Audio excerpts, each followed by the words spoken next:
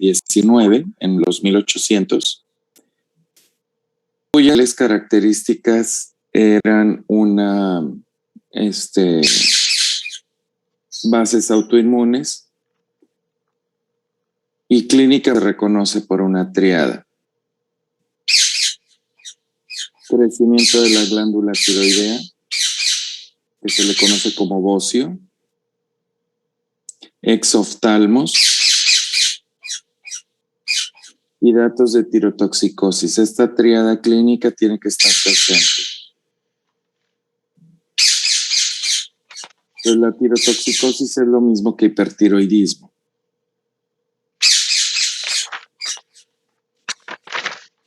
¿Sí? Vámonos a la figura 1, por favor. Entonces, aquí está.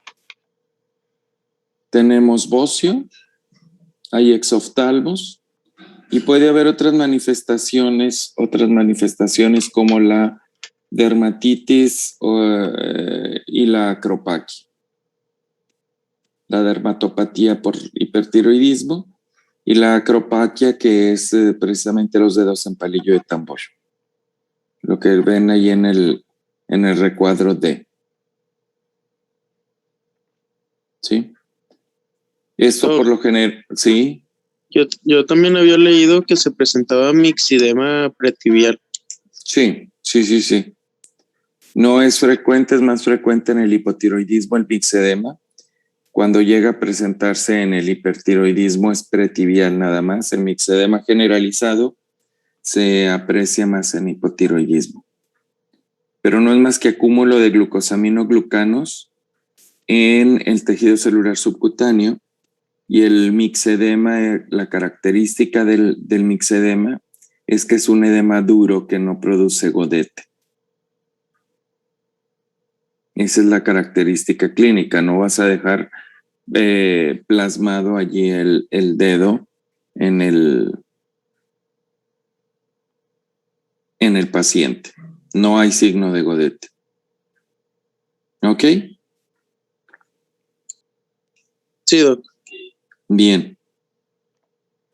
Vámonos a la siguiente figura. Bueno, esta tabla. Estos son los signos principales físicos, signos y síntomas que el paciente va a quejar en una enfermedad de Graves.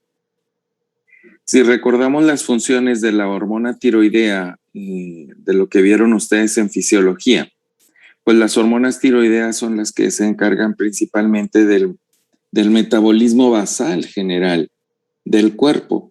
Entonces, en el hipertiroidismo, esta función basal se va a ver incrementada y se va a ver precisamente en estado extremo acelerado. Los síntomas principales que el paciente va a quejar es pérdida de peso.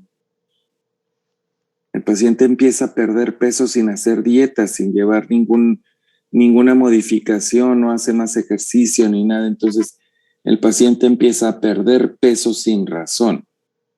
Empieza a referir palpitaciones o aceleración del pulso. Puede referir el paciente dificultad para respirar, sobre todo disnea de esfuerzo. Dice el paciente: me falta el aire si hago cualquier esfuerzo. Y puede haber un temblor fino. Es que estoy tembloroso, te va a decir el paciente, estoy tembloroso. Quiero hacer algo y estoy tembloroso.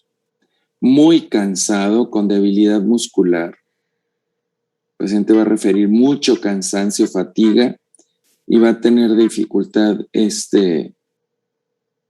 para movilizar principalmente los músculos proximales de hombros, caderas. Hay datos de debilidad muscular.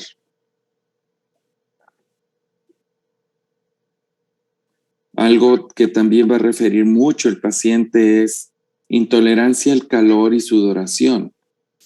Situación que se vuelve difícil en la mujer perimenopáusica, porque la puede confundir con bochornos de climaterio. Entonces eso es algo que hay que tener en cuenta. Se incrementa el número de evacuaciones, sin llegar a ser diarrea propiamente, pero se incrementa el número de evacuaciones. Hay ansiedad, hay alteraciones del estado de ánimo y hay insomnio. El paciente empieza a presentar insomnio. Son situaciones que lo refieren.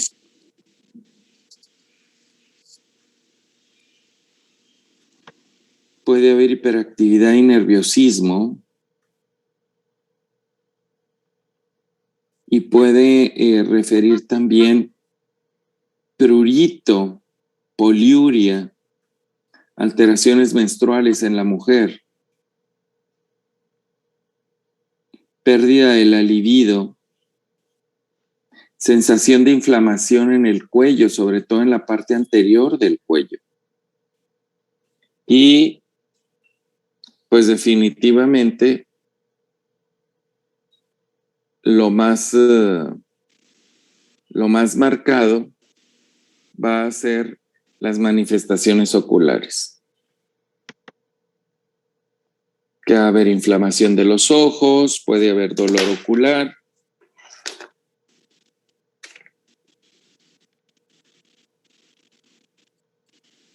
Puede haber enrojecimiento de los ojos.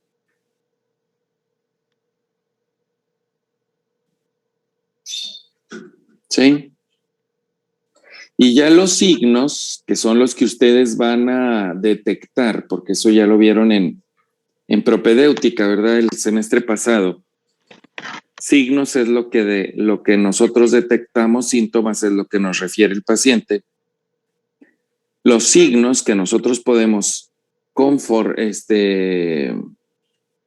detectar y confirmar de los síntomas que el paciente nos dice es precisamente la taquicardia, que en los ancianos puede manifestarse como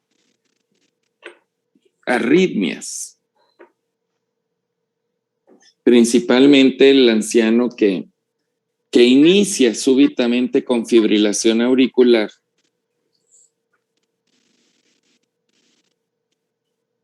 Pues nos debe de llamar la atención y podemos investigar de manera intencionada la presencia de hipertiroidismo. Esto es los ancianos que inician con arritmias, sobre todo con fibrilación auricular. Podemos corroborar que haya hipertensión.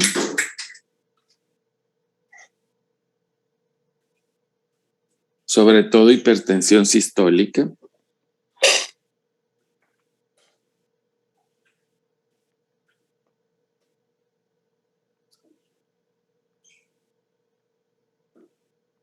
A veces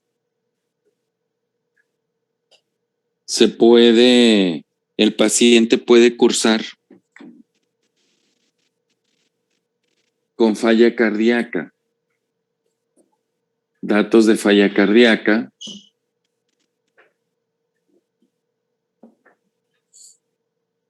Y dicho sea de paso, la falla cardíaca en el paciente con hipertiroidismo es una falla cardíaca de alto gasto. Prácticamente, a excepción de una anemia muy severa, prácticamente todas las fallas cardíacas son de bajo gasto. El hipertiroidismo severo es el único que nos va a producir una falla cardíaca de alto gasto. Por eso podemos utilizar de una manera más segura en hipertiroidismo los beta bloqueadores, aunque haya falla cardíaca. ¿Sí? Podemos corroborar la pérdida de peso y podemos corroborar también el tremor distal fino. Esto se le llama asterixis. Y hay una prueba que nosotros podemos pedirle al paciente que nos sostenga con la mano, con la palma extendida, nos sostenga una hoja de papel, y si la hoja de papel se mueve, ese es un signo de asterixis. Vamos a ver, vamos a checar los reflejos osteotendinosos, porque también se alteran en el hipertiroidismo y van a encontrarse incrementados, sobre todo en la fase de recuperación. Va a haber hiperreflexia osteotendinosa. La piel va a estar caliente, puede estar oleosa, una piel oleosa o aceitosa. Puede existir eritema palmar y plantar y daño en las uñas. Se puede corroborar también la debilidad muscular. Puede haber pérdida de cabello y sobre todo se palpa la tiroides. Se corrobora la presencia del crecimiento tiroideo, denominándose a esto bocio. Y podemos inclusive en bocios muy grandes auscultar un soplo a nivel de la tiroides. Entonces podemos encontrar soplo en la tiroides. Y estados alterados del humor, que el paciente en casos de tirotoxicosis muy severa presente datos de manía y depresión. A nivel de ojos, pues ahí lo principal vamos a ver la oftalmopatía. Y lo que vamos a ver es retracción del párpado superior o de ambos, también el inferior en ocasiones, pero principalmente retracción del párpado superior. Proptosis. Se puede corroborar por campimetría, visión doble o diplopia. Puede haber datos de edema periorbitario y se puede encontrar quemosis. La quemosis no es más que irritación importante de la esclera del ojo con hiperemia intensa del mismo y sequedad de la córnea. ¿Sí? A esto se le va a denominar queratitis por exposición y podemos encontrar datos de neuritis óptica. Los otros datos que podemos encontrar es lo que se mencionaba como la dermopatía tiroidea, el mixedema pretibial y la acropaquia.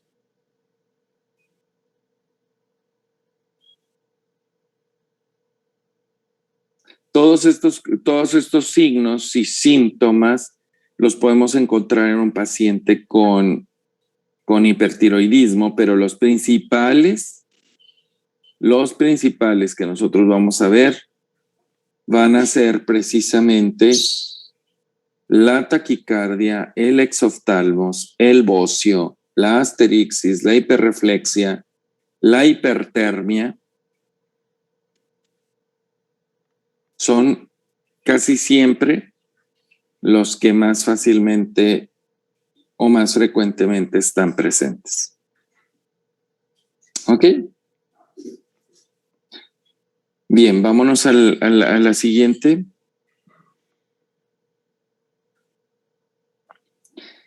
En esta figura se aprecia la fisiopatología de la enfermedad de Graves. Generalmente esto se dispara por alguna infección viral, donde las proteínas virales van a provocar una respuesta autoinmune, ¿sí? Por parte de las células dendríticas, que son las presentadoras de antígeno, que se las llevan o se las presentan a la célula T, al linfocito T, que es el magnificador de la respuesta inmune, y este linfocito T infiltra en conjunto con las células dendríticas al estruma tiroideo y produce una serie de citoquinas, que son las diferentes interleucinas, que ahí vienen mencionadas, factores de necrosis tumoral, factores de crecimiento tisular, activa complejo de histocompatibilidad, CD40, y provoca que las células beta o células B, linfocitos B, se activen y como ustedes recuerdan, los linfocitos B son los encargados de producir inmunoglobulinas. Entonces, esta célula B va a incrementar la producción de inmunoglobulinas, principalmente IgG, contra el receptor de TSH. Pero a diferencia de otro tipo de anticuerpos, estos van a ser anticuerpos estimuladores. Y entonces, en lugar de bloquear a la TSH, van a provocar una hiperrespuesta de la célula al unirse a su receptor TSH, incrementando con ello la producción de AMP cíclico intracelular y provocando hipertrofia e hiperplasia de las células foliculares que van a producir bocio, así es como se traduce en bocio, y van a inflamar el tejido tiroideo. Entonces, por eso también se provoca dolor. Además, las células T directamente se van a unir a los receptores de las células tiroideas, ¿sí? A las proteínas de superficie del complejo de histocompatibilidad mayor, para incrementar el proceso de inflamación. Esto pasa a nivel de la tiroides. Y esto también provoca una hiperfunción, porque al provocar inflamación de la célula tiroidea, va a liberar mayor cantidad de hormona tiroidea. Pero si nos vamos al panel B, si puedes subir tantito ese, en el panel B nosotros vemos los mismos villanos que vienen siendo la célula T, principalmente las células dendríticas, que infiltran, pero los tejidos de la órbita, ¿sí? El tejido periocular. Por supuesto que también estimulan a los linfocitos B, productores de los anticuerpos antirreceptor de factores de crecimiento tisular. Y provoca una hiperrespuesta de fibrocitos.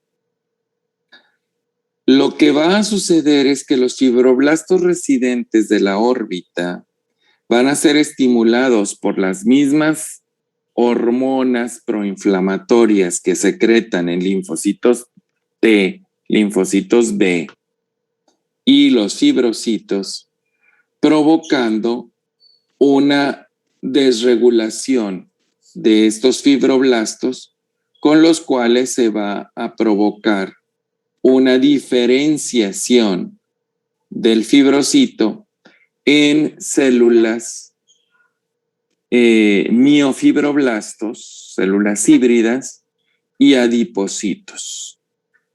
Y con esto se provoca una expansión de la grasa periorbitaria con aumento del volumen retroocular y un endurecimiento del tejido periorbitario y retroocular a través del acúmulo de miofibroblastos, provocando con esto la proptosis o ¿cómo se le llama? Extrusión del globo ocular de la glándula, de la órbita facial. Esto va a provocar entonces lo que conocemos como el exoftalmos, que lo único que va a ser resultado es un mecanismo proinflamatorio. ¿Sí? Entonces se crean una mayor cantidad de sustancias como el hialuronato y los glucosaminoglucanos. Esos glucosaminoglucanos se van a encontrar en todo el tejido, son los encargados del exoftalmos, del mixedema pretibial, del mixedema generalizado. Todo eso está provocado por una hipersecreción por las células estimuladas que tienen receptores de TSH también en su superficie a nivel del tejido periorbitario. Así es como se producen estos dos tipos de problemas. Tanto el bocio a nivel local de la glándula tiroidea como el exoftalmos a nivel orbitario. ¿Dudas con esto?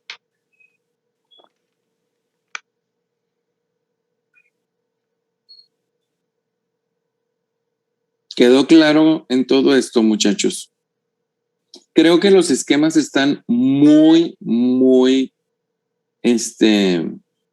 fáciles de entender. Por eso me gustan las revisiones de esta revista, porque son muy didácticas. Y explica precisamente todos los pasos y hacia dónde corren y las diferenciaciones celulares. ¿Hay alguna duda? Doctor, mencionó el GAG y qué otra sustancia. Mencioné que El glucosaminoglucano y la otra sustancia. ¿Cuál era? El hialuronato. Gracias.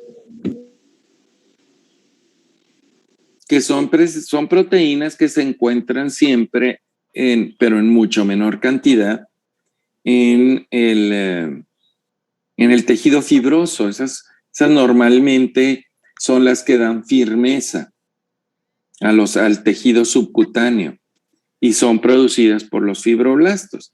Pero aquí la cantidad de sustancias producidas por el fibroblasto estimulado son mucho mayores. Entonces la proptosis se da por una diferenciación, una mal diferenciación o disdiferenciación del fibroblasto en un miofibroblasto. O sea, no es ni miocito ni fibrocito, sino una célula híbrida que es el miofibroblasto. Y además se expande la grasa, se transforman también en adipocitos y se incrementa la producción de adipocitos, con lo cual se expande el tejido graso periorbitario. Esto hay que tomarlo muy en cuenta porque parte del tratamiento final, en ocasiones ya de último recurso, es la cirugía orbitaria para el exoftalmo severo, para que no se vayan a perder los ojos. Doctor, tengo una duda. Sí. Aparte de la expansión de grasa, había mencionado por otra cosa retroocular, pero no alcancé a escuchar bien, para que se produciera la proptosis. La expansión de grasa y la presencia de los miofibroblastos que van a estar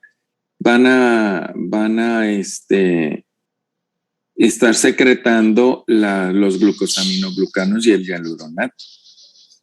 Entonces es un tejido grasoso pero endurecido.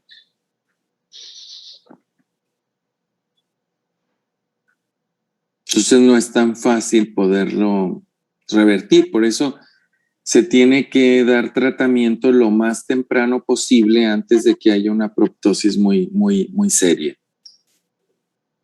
Porque a veces que llega a ser tan severa la proptosis que los párpados no pueden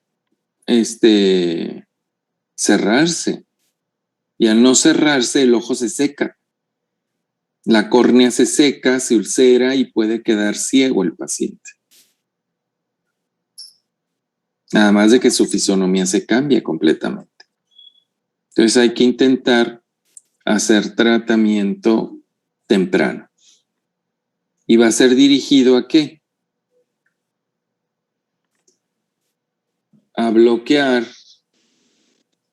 precisamente la producción de esto. Anticuerpos estimuladores tiroideos y anticuerpos estimuladores de los factores de crecimiento o de la somatomedina C.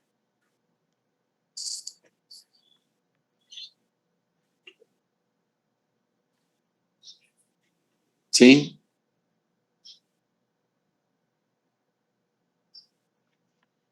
Entonces son esos dos.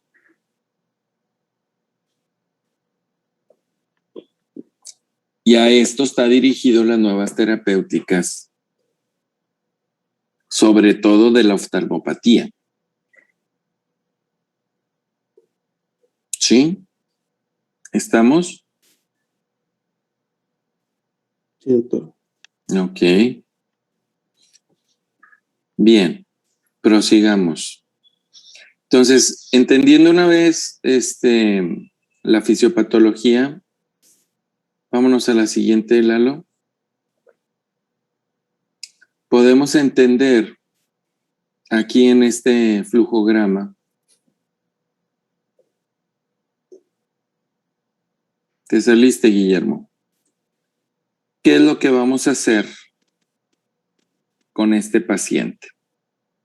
Lo primero es que si nosotros sospechamos enfermedad de Graves, tenemos que medir o tenemos que solicitar un perfil tiroideo.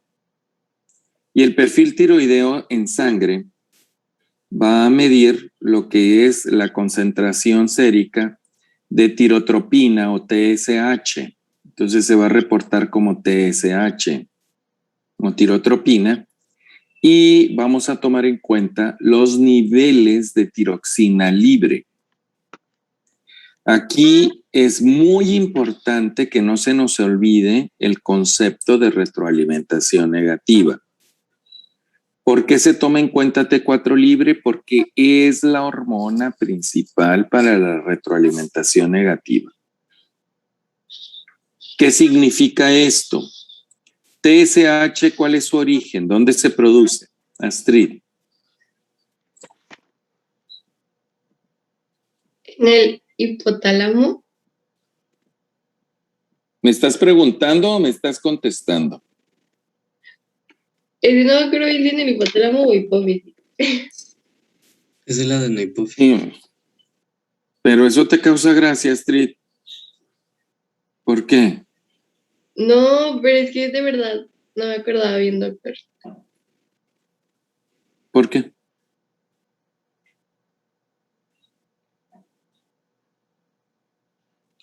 Pues no sé, no me acordaba bien.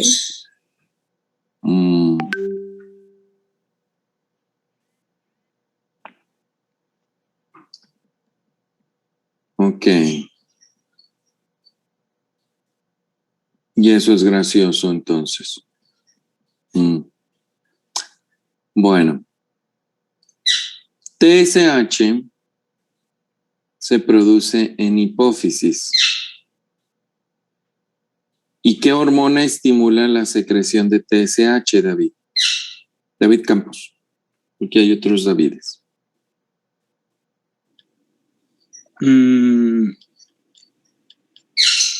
No recuerdo, doctor. ¿Es la No hormona recuerdo. de tirotropina? Uh-huh.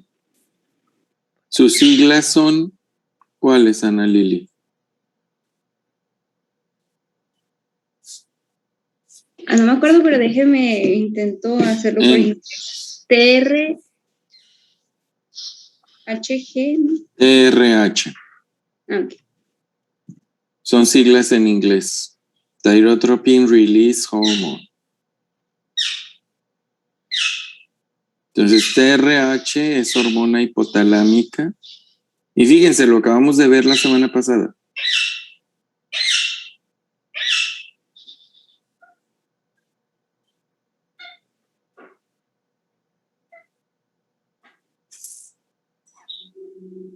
Está crítico eso, que se les olvide tan rápido. ¿Por qué creen que sucede eso, Astrid?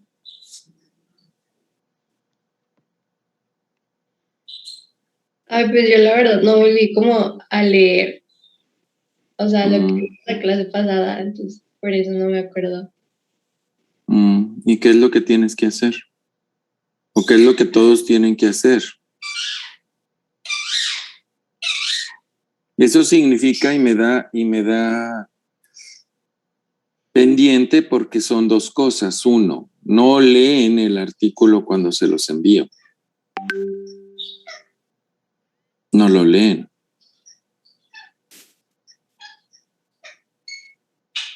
Y no obstante, la mayoría probablemente, no puedo generalizar, pero la mayoría no lo lee o lo lee incompleto. Y esperamos a ver qué se les vomita en clase. Y luego, pues ya le damos carpetazo y no lo repaso después de la clase.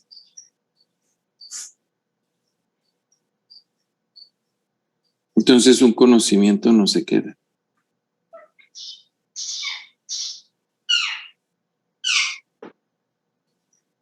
Eso está crítico, muchachos. Porque es una metodología de estudio.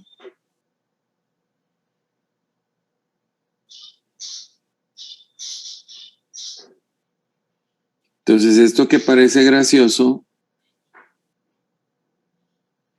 pues es una situación crítica porque delante de un paciente no te vas a poder soltar riendo porque no le entiendes.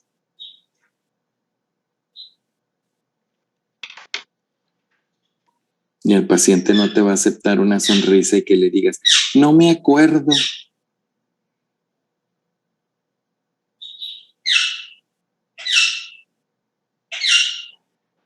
¿O cómo te sentirías, Astrid, si tu médico te dijera eso?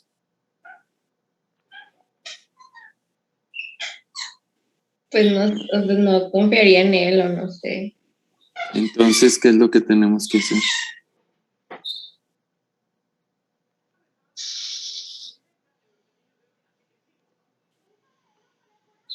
Esforzarnos, ¿verdad, Astrid?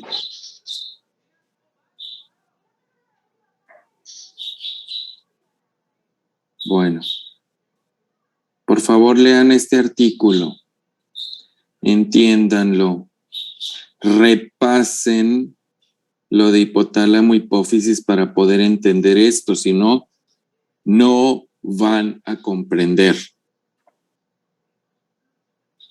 Y el conocimiento no va a quedar, porque estoy cansado de ver médicos que no saben interpretar un perfil tiroideo y al hipertiroideo le dan más hormona tiroidea porque tiene TSH baja. Y al hipotiroideo le dan antitiroideos. Y discúlpenme, pero de un médico general tiene que saber interpretar un perfil tiroideo. Entonces, si piensan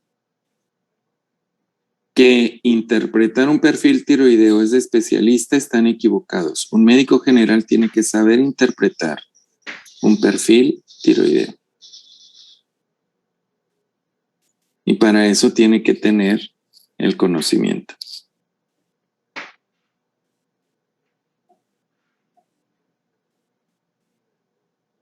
Entonces, repasan este fin de semana, por favor, eso.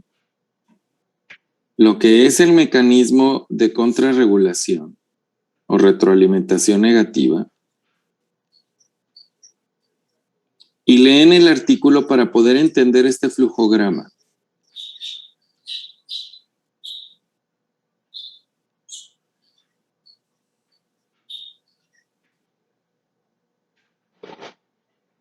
¿Ok? Porque sí necesito que entendamos bien esto. Si no, no vamos a saber abordar y no vamos a saber cómo tratar y cómo vamos a manejar todo lo demás. Es algo sumamente importante. ¿Ok? Ahorita se pueden cometer errores. Con el paciente, aguas. Ahorita es cuando se tiene que disipar todo esto.